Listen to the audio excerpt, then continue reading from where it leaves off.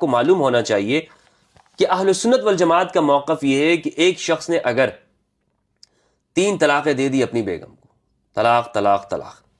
تو اس کی بیگم نکاح سے طلاق بائنہ ہو گئی، مغلظہ ہو گئی، نکل گئی، بالکل وہ جدا ہو گئی ہے۔ اب یہ عورت، اس کے اوپر اپنی بیوی جو ہے یہ حرام ہے، یہ طلاق اس سے وہ بیوی جدا ہو گئی۔ اب جب تک حلالہ نہیں کرے گا واپس نہیں آ سکتی بیگم۔ لیکن یہ اہل سنت کے جو فقہاء ہیں ان کا مسلک ہے۔ لیکن دوسری جانب اہل البیت علیہ السلام کا جو ان سے جو منقول ہے، فقہ جعفریہ آپ اسے کہہ لیں، یا شیعہ جس فقہ کو فالو کرتے ہیں، پیروی کرتے ہیں، اس میں یہ ہے کہ 3 طلاقیں ایک ساتھ دینے سے طلاق واقع نہیں ہوتی ہے، بلکہ طلاق دینے کا صحیح طریقہ ہے کہ آپ اس کو طہر کی حالت میں دیں وغیرہ وغیرہ۔ یعنی 3 طلاقیں ایک ساتھ 3 شمار نہیں ہوتی ہیں، بیگم پھر بھی نکاح کے اندر موجود ہوتی ہے۔ ہمارے یہاں لوگ مناظرے کرتے ہیں اور اساتذہ ہمیں دوران تعلیم یہ نہیں بتاتے کہ یہ امام جعفر صادق ہے۔ واللہ باللہ اگر مجھے زمانہ طالب علم میں یہ بات معلوم ہوتی کہ یہ امام جعفر صادق علیہ السلام کا قول ہے، ان کا قول مبارک ہے، تو میں کبھی بھی امام ابو حنیفہ کا قول نہ لیتا، میں کبھی بھی سفیان الثوری کا نہ لیتا، میں امام شافعی کے پیچھے نہ چلتا۔ میری کیا ضرورت ہے؟ ایک عام شخص کی ضرورت یہی ہے کہ وہ اہل البیت علیہ السلام کے علوم سے واقف ہو جائے۔ معزز سامعین، آپ نے اس اہل سنت کے لبادے میں چھپے ہوئے رافضی کا کلپ سنا۔ کلپ تو اس کا 4 منٹ سے زیادہ کا ہے، مگر اس کا مختصر سا حصہ ہم نے اپنی ویڈیو کے شروع میں لگا دیا ہے، اور سامعین میں اس کے کلپ کا خلاصہ آپ کے سامنے بیان کر دیتا ہوں۔ یہ کہہ رہا تھا کہ اہل سنت کے فقہاء کا موقف یہ ہے کہ ایک ہی مجلس میں دی گئی اکٹھی 3 طلاقیں 3 ہی شمار کی جائیں گی،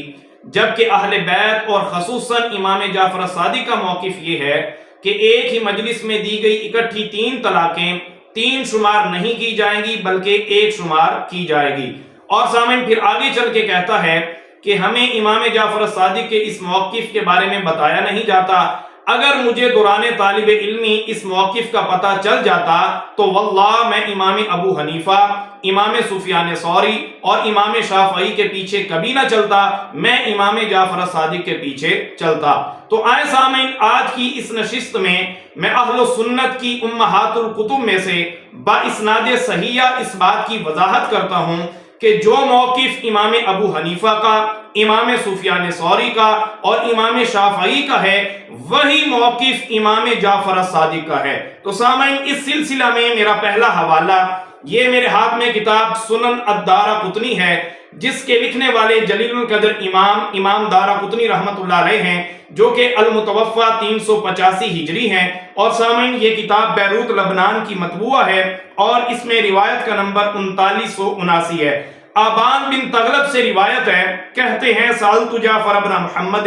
میں نے سوال کیا امام جعفر صادق سے، ان رجل طلق امرأته ثلاثا، کہتا ہے کہ میں نے ایسے شخص کے متعلق سوال کیا جس نے اپنی بیوی کو ایک ہی مجلس میں اکٹھی 3 طلاقیں دیں۔ فقالا، تو امام جعفر صادق نے ارشاد فرمایا، بانت منہ، اس کی بیوی اس سے جدا ہو گئی۔ اور پھر آگے آپ نے ارشاد فرمایا، ولا تحل له حتى تنكح زوجا غيرا، آپ نے فرمایا وہ اس کے لیے حلال نہیں ہوگی یہاں تک کہ وہ کسی دوسرے خامند کے پاس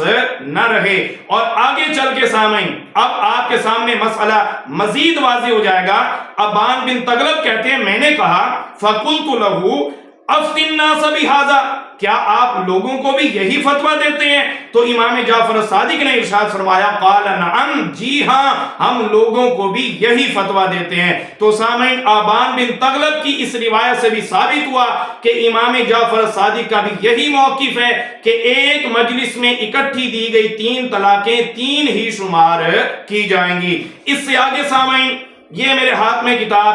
السنن الکبیر ہے،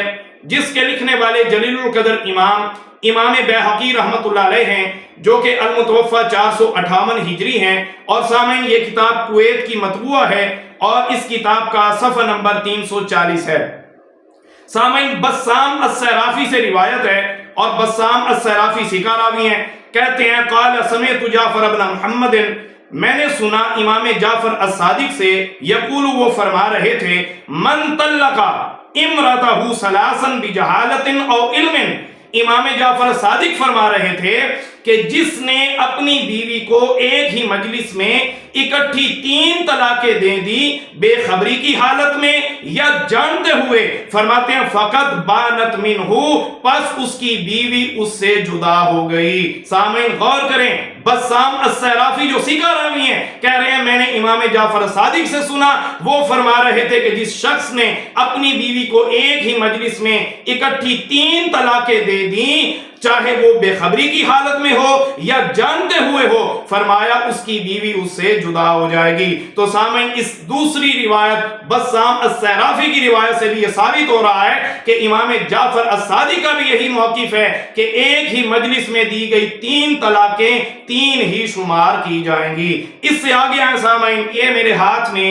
امام جرح و تعدیل امام شمس الدین ذہبی رحمۃ اللہ علیہ کی کتاب سیر و اعلام النبلاء ہے، اور سامعین اس کتاب کی جلد نمبر 5 ہے اور یہ بیروت لبنان کی مطبوعہ ہے، اور سامعین اس کتاب کا صفحہ نمبر 458 ہے، اور مسلمہ بن جعفر سے روایت ہے، اور سامعین مسلمہ بن جعفر ثقہ راوی ہیں، امام ابن حبان رحمۃ اللہ علیہ نے ان کو ثقہ کہا ہے۔ وہ فرماتے ہیں قلت لجعفر ابن محمد،